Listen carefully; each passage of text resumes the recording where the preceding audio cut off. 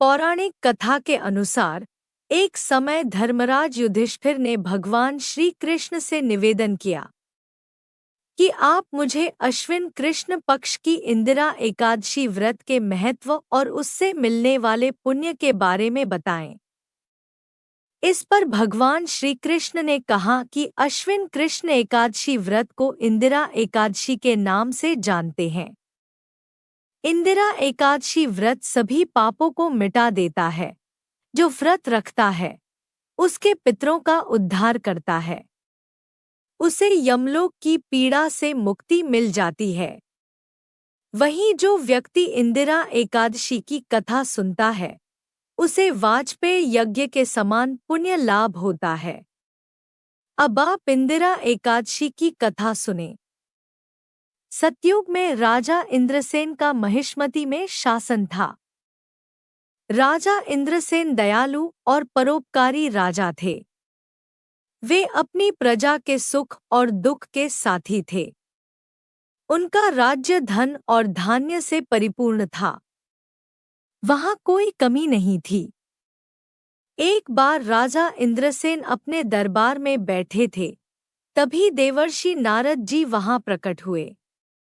राजा इंद्रसेन ने उठकर उनको प्रणाम किया और बैठने के लिए आसन दिया। उसके बाद राजा इंद्रसेन ने नारद जी से आने का प्रयोजन पूछा।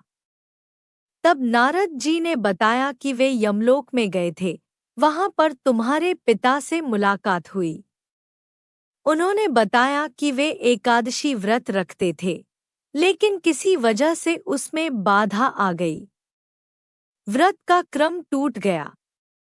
इस वजह से उनको यमलोक में यमराज के पास रहना पड़ रहा है।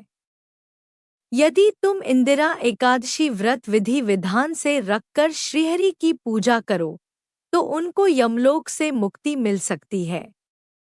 उनका उद्धार हो जाएगा और उनको स्वर्ग में स्थान मिलेगा।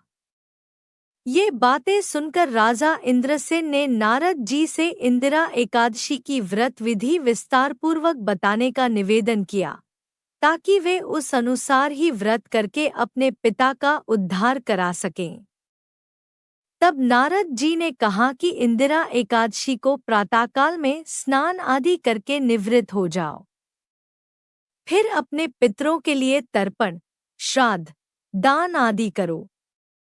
उस समय वहां पर भगवान शालिग्राम को जरूर स्थापित करना। फिर दान दक्षिणा और ब्राह्मण भोज कराना। भोजन का कुछ अंश गाय को खिला देना। जब ये कार्य हो जाएं, तो फिर भगवान विष्णु के ऋषिकेश स्वरूप की पूजा करें। भगवान ऋषिकेश को अक्षत, फूल, फल, धूप, दीप, नैवेद्य, चंदन आदि अर्पित करें। दिन भर फलाहार पर रहना। रात के समय में जागरण करना।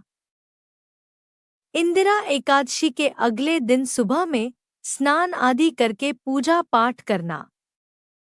फिर दान, दक्षिणा और ब्राह्मण भोज करना।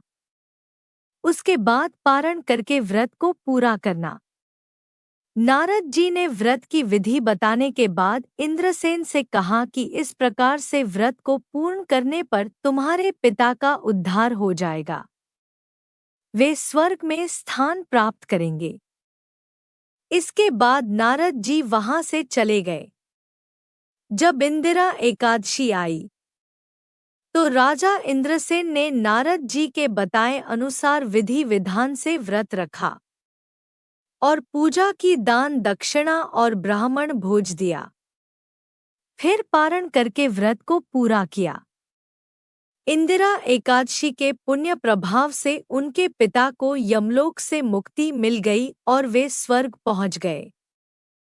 इस व्रत के प्रभाव से जीवन के अंत में राजा इंद्रसेन भी स्वर्ग चले गए। जो लोग विधि विधान से इंदिरा एकादशी का व्रत करते हैं तो उनके पितरों को भी अधोक्ति से मुक्ति मिल जाती है।